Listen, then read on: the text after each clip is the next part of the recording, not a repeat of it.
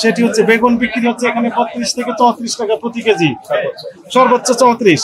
করল্লা বিক্রি হচ্ছে ৪০ টাকা থেকে ৫০ টাকা, এবং শসা বিক্রি হচ্ছে ১৫-২০ এবং সর্বোচ্চ ২৫ টাকা প্রতি কেজি। ধনিয়ার পাতা বিক্রি হচ্ছে ৮০ টাকা সর্বোচ্চ, এবং কাঁচামরিচ ১০০ থেকে ১২০ টাকা প্রতি কেজি বিক্রি হচ্ছে।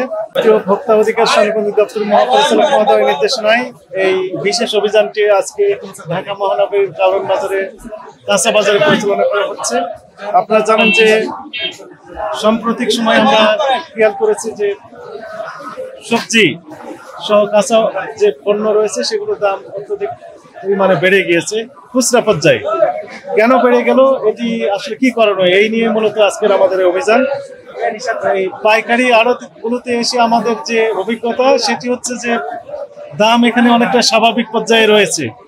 যেমন আমি যদি একটু উল্লেখ করি, সেটি হচ্ছে বেগুন বিক্রি হচ্ছে এখানে ৩৫ থেকে ৩৪ টাকা প্রতি কেজি, সর্বোচ্চ ৩৪। করল্লা বিক্রি হচ্ছে ৪০ টাকা থেকে ৫০ টাকা, এবং শসা বিক্রি হচ্ছে ১৫-২০ এবং সর্বোচ্চ ২৫ টাকা প্রতি কেজি। ধনিয়ার পাতা বিক্রি হচ্ছে ৮০ টাকা সর্বোচ্চ, এবং কাঁচামরিচ ১০০ থেকে ১২০ টাকা প্রতি কেজি বিক্রি হচ্ছে। কিন্তু এই আড়ত থেকে যখন খুচরা পর্যায়ে যাচ্ছে সেখানেই অনিয়মটা বেশি পরিলক্ষিত হচ্ছে। কারণ হিসেবে আমরা যেটি আমাদের ফাইন্ডিংস, আড়তদাররা পাকা ক্যাশ মেমো দিচ্ছেন না খুচরা বিক্রেতার কাছে। পাকা ক্যাশ মেমো না দেওয়ার কারণে খুচরা বিক্রেতা ইচ্ছেমতো দাম বাড়িয়ে দিচ্ছেন, এবং তাদের কাছে যখন আমরা দিনে যাচ্ছি মনিটরিং এ, ওনারা বলছেন যে বিভিন্ন রেট, অর্থাৎ সর্বোচ্চ রেটে তারা কিনেছেন, রেটটা হাই দেখায় আমাদের কাছে, এবং তারা বলে যে এই আড়তদাররা পাকা ক্যাশ মেমো দেয় না। আংশিক তাদের কথা সত্য, পাকা ক্যাশ মেমো এখান থেকে দেওয়া হয় না, এটি সত্য। আর এই একই কারণে এই খুচরা বিক্রেতা দাম বাড়িয়ে দেওয়ার যে সুযোগ সেটি পেয়ে যাচ্ছেন। এই পর্যন্ত আমরা ২টি প্রতিষ্ঠানকে সতর্কতামূলকভাবে ৫,০০০ টাকা করে ১০,০০০ টাকা জরিমানা আরোপ করা হয়েছে, এবং তারা কমিট করেছেন যে আজকে থেকেই যে পণ্যগুলো তারা বিক্রি করবেন প্রত্যেকেই পাকা ক্যাশ মেমো প্রদান করবেন, এবং তাদের কাছে কার্বন কপি থাকবে, এমন অঙ্গীকার আমাদের কাছে করেছেন। আমাদের মনিটরিং কার্যক্রম এই রাতভর চলবে, এবং আমরা নিশ্চিত করতে চাই যে এখান থেকে যে মালামালগুলো বিক্রি হবে প্রত্যেক আড়তদার জন্য পাকা ক্যাশ মেমো প্রদান করেন।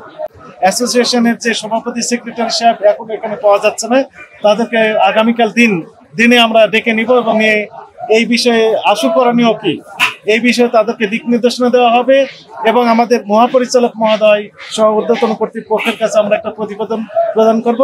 সারা বছরব্যাপী আমাদের কার্যক্রম পরিচালনা করা হয়ে থাকে, কিন্তু সময়ে সময়ে কিছু কিছু পণ্যের দাম হঠাৎ করে বাড়িয়ে দেওয়া হয়, কিছুটা কারচুপি কারসাজির মাধ্যমে, আবার কিছুটা প্রাকৃতিক দুর্যোগের কারণেও হয়ে থাকে, যেমন অতিবৃষ্টি, বন্যা, এই সকল কারণে কৃষিজাত পণ্য অনেক সময় ক্ষতিগ্রস্ত হয়। ঠিক এই সময় কিছু কিছু পণ্যের দাম অস্বাভাবিকভাবে বেড়ে যায়, এটাই স্বাভাবিক ওই সময়ের জন্য।